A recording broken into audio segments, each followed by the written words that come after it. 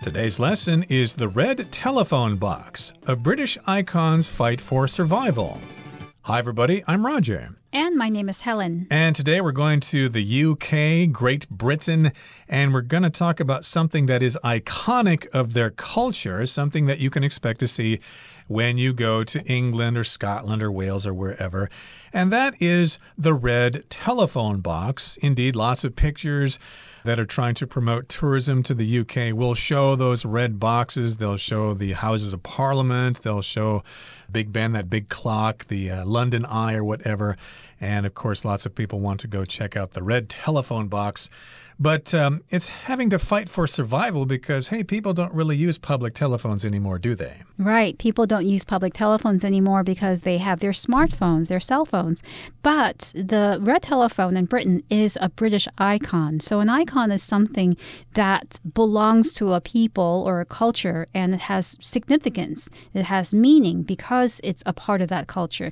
And here, the telephone, this red telephone box, is a part of British culture. So it's a British icon. The word British is a word that describes anything that belongs to Britain, a British person, or you can talk about British culture, British food. So it's just the adjective that describes anything associated with Britain. Okay, and let's get to it, everybody. Let's listen to the first part of our lesson, and we'll come right back. The red telephone box, a British icon's fight for survival.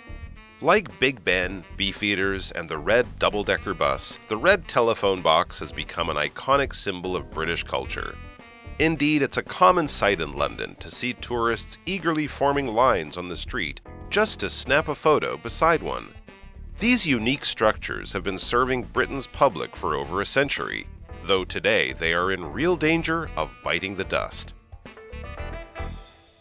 Like Big Ben, Beefeaters, and the red double-decker bus, the red telephone box has become an iconic symbol of British culture. So there are certain images, objects that we immediately associate with Britain. And here we have a list of them. We have Big Ben, which is the clock in London that most people will probably visit on their trip to London. And then we have Beefeaters. Beefeaters are guards at the Tower of London. And then we have the red double-decker bus, which are the public buses. They have 2 levels and they are usually red. And of course, we have the red telephone box. And these are all iconic symbols of British culture. So in the title, we looked at the word icon, which means something that belongs to a culture that has significant meaning. Iconic is the adjective form of that word. Exactly. So these are iconic things of British culture. So again, if something's iconic, it's an image that reminds you of that culture, like the temples in Thailand are very iconic of Thai culture, or monks dressed in those saffron robes are iconic of Thai culture. And of course, you've got iconic symbols here in Taiwan, which we'll get to later. And indeed, it's a common sight in London to see tourists eagerly forming lines on the street just to snap a photo beside one. Indeed, tourists, of course, nowadays want to take selfies in front of all sorts of things, and those red telephone boxes are no exception. Right. So if you take a picture with a red telephone box, people immediately know that you're in London. Just like people who come to Taipei, they might want to take a picture in front of Taipei 101. So these unique structures, these red telephone boxes, have been serving Britain's public for over a century, though today they are in real danger of biting the dust. So over a century, during a century's time, people were using these telephone boxes to make telephone calls because up until a few decades ago, people didn't have cell phones. And if they needed to make a call while they were out of the house or the office, they had to use public phones and put a coin in the phone in order to make a call. However, these telephone boxes are no longer really useful because people don't need them anymore, and they are in danger of biting the dust. So biting the dust here is a particular phrase that has a particular meaning. Indeed, to bite the dust means to fail, to disappear. It's also in a Queen song, another one, Bites the Dust. I don't want to break into song just right now, but again, the phrase to bite the dust means that you fail, you are defeated by somebody, and indeed, these red telephone boxes might disappear. They might bite the dust because people don't really need to use them anymore. Maybe they can be repurposed, but we'll talk about that later in the article. Yes, and going back to the phrase bite the dust, it can also mean to die. And if somebody bites the dust, it basically means that they're dead or they've died. And this phrase comes from, many people think, old Western movies when these cowboys get shot and they're usually in very dusty places. When they get shot and they fall to the ground, they bite the dust. Also, a similar phrase is to eat one's dust. If you're driving a car and you're getting ahead of the other car that's behind you, they are eating your dust. Your car is kicking up dust, and then they are in that dust. And so you've won the race. But that's another usage here. Again, biting the dust means, yes, you've died or you've failed, you have disappeared. Okay, that brings us to the end of the first part of our lesson for today. Let's now listen to the second part. The famous design originated in the 1920s when the British Post Office organized a competition to create a new public telephone box. Sir Giles Gilbert Scott, a well-known architect of the age, carried the day with his design inspired by classical architecture. His boxes were made from iron, featured a domed roof and large windows, and were painted bright red to ensure that they'd be easy to spot on busy city streets. However, due to their size and weight, Scott's early models were expensive to produce and weren't widely seen outside London.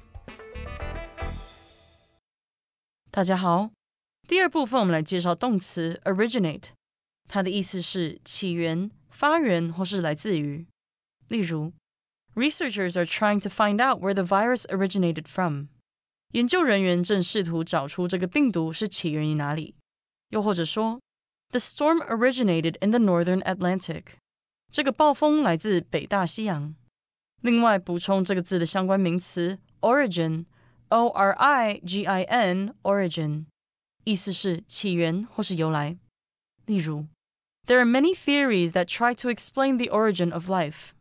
有很多理论试图解释生命的起源。又或者说 The origin of this custom dates back hundreds of years. 这个习俗的由来可回溯到几百年前。再来我们看到名词 competition， 它的意思是竞赛、比赛或是竞争。例如School competitions always make Jacob nervous and unable to eat. 校园竞赛总是让 Jacob 紧张到吃不下。又或者说 Luke is training hard so that he can take part in the swimming competition. Luke 努力练习好让自己能参加游泳竞赛。另外补充这个字的相关动词 compete, C-O-M-P-E-T-E, compete. 例如 The boxers will compete against each other this evening.拳击手们会在今晚的比赛一较高下。或者 Vincent had to compete with many people to get a role in the play. Vincent 必须与许多人竞争，以获得这部戏中的一个角色。接下来我们看到动词 inspire， 这个字的意思是启发，或是作为点点点的灵感来源，也可以是激励或是鼓舞的意思。例如 The actress inspired young girls to follow their dreams.那位女演员启发年轻女孩去追寻自己的梦想。或是 This article inspired me to study harder. 这篇文章激励我更努力念书。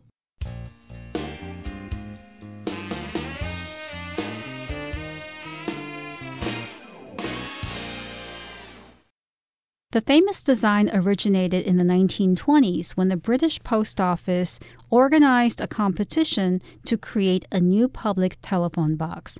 So back then, before the 1920s, Britain didn't have public telephone boxes, or perhaps they did, but they didn't look like the ones that we know today. So they wanted a new public telephone box, and they wanted a particular design, a design that should be elegant and also attractive. So they held a competition. A competition is basically a contest where groups of people compete against one another to try to win something or to try to accomplish something. So the government, the British Post Office, actually held a competition, and the goal of the competition was to create a new telephone box. Right. And also in this paragraph, we've got the word originate, which means to come from. It has its origin in that particular place. I could say many aspects of Japanese culture originated in China. Lots of things in Japan actually came from China, first of all. And yes, indeed, this design originated way back in the 1920s. It started at that time. You've got the British Post Office, and they wanted to create a new telephone box, and they organized a competition. You could also say a contest. They told people to use their imaginations to come up with a design for a telephone box. I should mention that in the USA, we say telephone booth, which is a place where you can go make a phone call and you can be inside it so the noise of the traffic won't interrupt your conversation. I don't remember the last time I saw a telephone box or a telephone booth, but yes, indeed, this was a competition and people had to come up with an idea for a telephone box. And Sir Giles Gilbert Scott, a well-known architect of the age, carried the day with this design inspired by classical architecture. So one particular architect, now an architect is usually somebody who designs buildings or plans large projects, but an architect can also be somebody who designs smaller objects for the public. And in this case, the architect is Gilbert Scott, and he carried the day with this design. So when you carry the day, it means you succeed or you triumph, you win a contest in doing something. You do something that's so good that you can say that you carried the day, you made the day.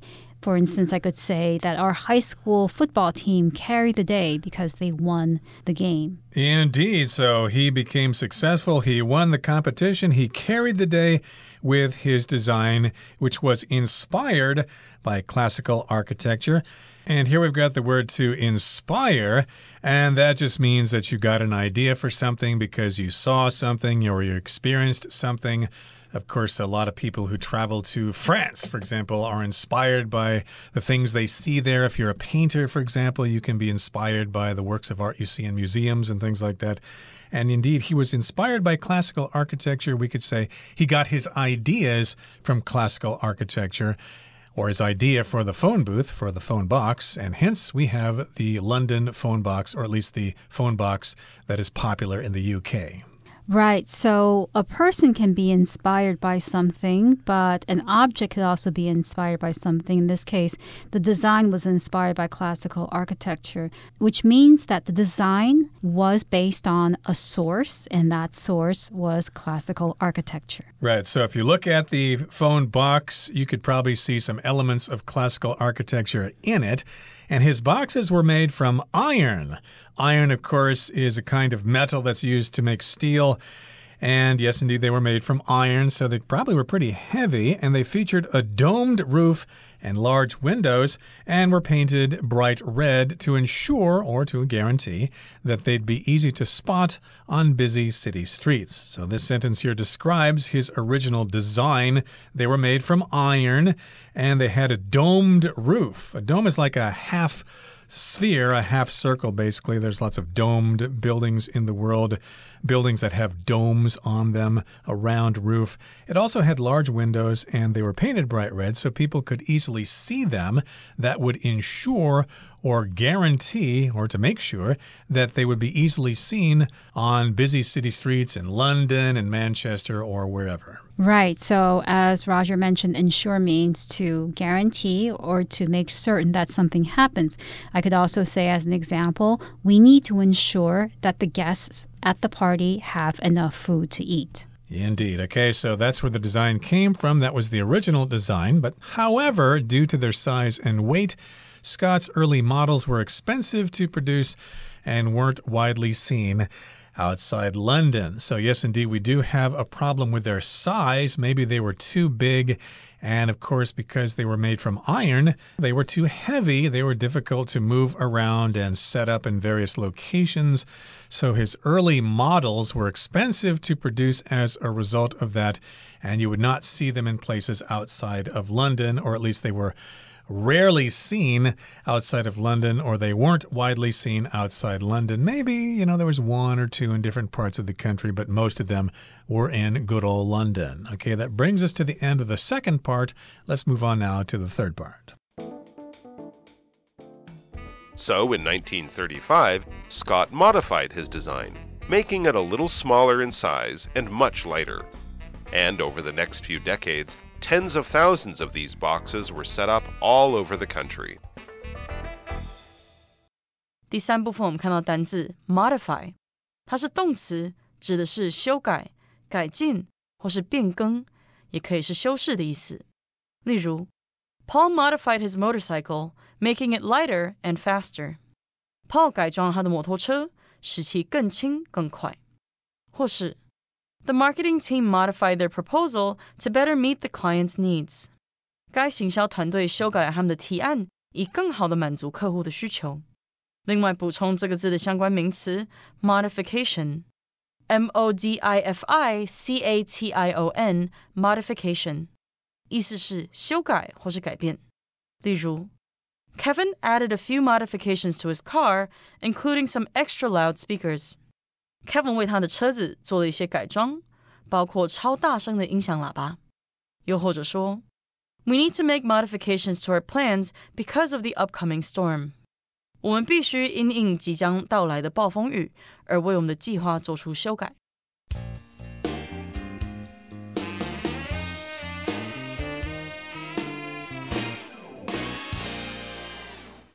So in the last part, we mentioned that the design of the architect, Gilbert Scott, was elegant. It was based on classical architecture. However, since it was made of iron, it was also very heavy, and it didn't really exist much outside of London. So in 1935, Scott modified his design, making it a little smaller in size and much lighter. Now, when you modify something, it means you make small changes to it. You keep the original, but you just make some changes to the original. And here, what he did was he made some changes to the original design of the red telephone box.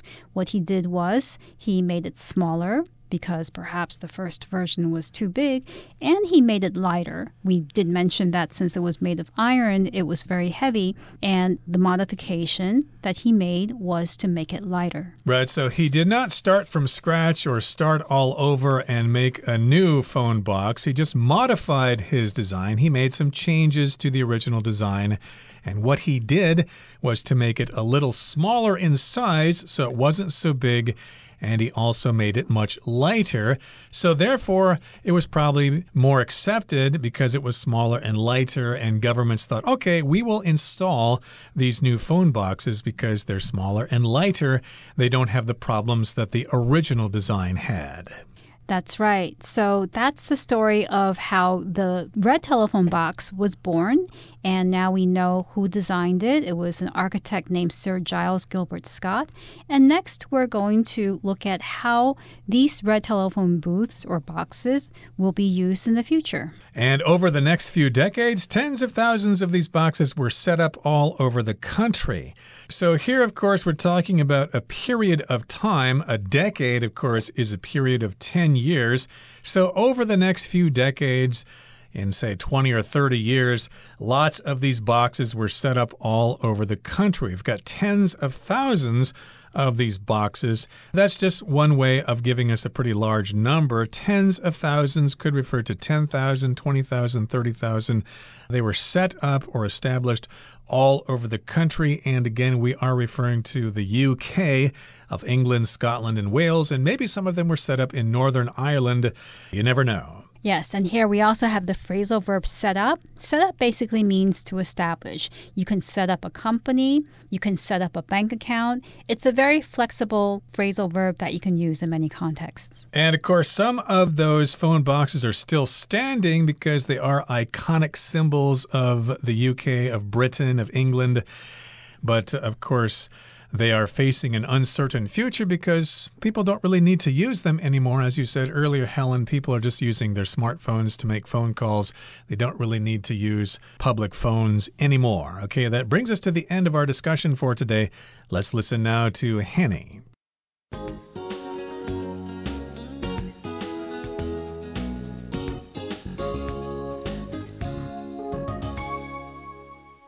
各位同学大家好，我是 Hanny。 我们来看今天的文法重点。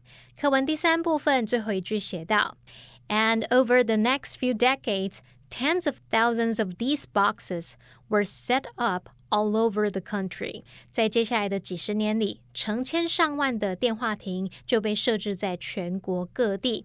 好，那这边有2个重点。首先我们来看到文中用tens of thousands of 加名词表达成千上万的什么什么，我们就来补充相关的数量表达法。像我们说 dozens of 是指数十个的或者是好几打的， hundreds of 是数以百计的， thousands of 是数以千计的， tens of thousands of 则是数以万计的，再来 hundreds of thousands of 是数十万的，还有我们说 millions of 则可以表达数百万的，再往上10倍 tens of millions of 则是指数千万的等等。好，那它们后面呢是要接复数可数名词，只是要注意有时候这些用法并不代表实际估计的数量，而是在强调数量非常的多。好，那我们也来补充几个跟 million 相关的常见片语，像我们可以说 not in a million years， 这表示说这辈子都别想，门都没有。好，那另外一个是 one in a million， 这是表达100万中的一个，那就表示是很特别的人或事物咯。那如果我们是对对方说 thanks a million， 则是表达感激不尽。还有如果说 feel like $1 million 或是 feel like $1 million bucks， 这是表达感觉很棒，意思就相当于 feel very good。 好，我们另外要介绍的是片语动词 set up， 它做及物用的时候，我们可以用 set something up 或者是 set up something 去表达不同的意思。第一个我们可以用 set up 去表达设立、建立或是创建，像设立某个组织啊、公司等等。举例来说，The foundation was set up in 1997. 那个基金会是在1997年设立的。第二个可以用 set up 表达竖起、立起来，像我们可能要把帐篷或是旗子立起来等等。那么第三个可以表达安排、策划，像 set up an online meeting 就是表达安排线上会议。好，那第四个我们可以用 set up 去表达架设、安装、装配，像是安装某个设备、机器等等。例如 Diane set up a camera to record her dance. Diane 架设相机来录下自己的舞蹈。好，另外如果是 set somebody up， 则有那种对某人设下圈套、陷害、栽赃某人的意思。像 Someone must have set me up， 就是要表达这一定是有人陷害我啦。好，不过 set somebody up 不一定都是这种负面的语义，它其实也可以表达说为某人来安排，像 set somebody up with a job 则是表达为某人安排一份工作。好，那以上时间重点整理，我们回顾今天的单字吧。Competition. Participating in the dance competition increased Kate's belief in her abilities. Architect. Tim wants to be an architect and design amazing buildings when he grows up. Inspire. This novel was inspired by the life and work of the well-known painter. Dome. The artist decided to dome the statue to protect it from rain and sun damage. Insure. To ensure his home's security, Clay checked the locks on all the doors before leaving for vacation. Modify. Nina decided to modify the dish by adding some cheese and a little spice.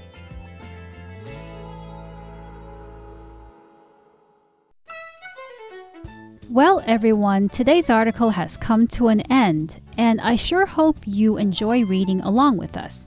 I am Helen. I am Roger. See you next time.